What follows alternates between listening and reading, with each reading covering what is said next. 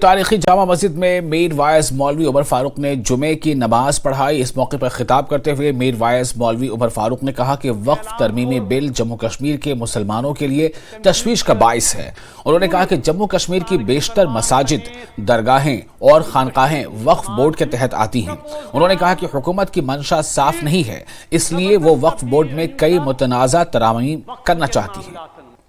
یعنی اس وقف ایکٹ وقف حکومت ہندوستان وقف بورڈ کن معاملات مز مداخلت کرنک اعلان کور تو تم ست پور ہندوستان کے مسلمان سمیت جموں کشمیر کے مسلمان تی تشویشک تی زبردست پریشانی سارے لاحق گمت۔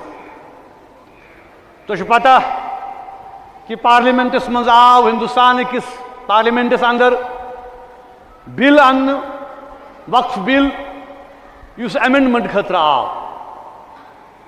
تو ون سہ جوائنٹ پارلیمانٹری کمیٹی آئی تشکیل دن تر مز آئی تر مز سہ بحث کرن تر مز پرپوز کران کہ زبردست تبدیلی انیو سا وقف کن معاملات من، یعنی اس وقف ایکٹ وقف کے معاملات ات کرو سا تبدیلی، امیک یم لاز امیک ایکٹ یم کرو سا تبدیل۔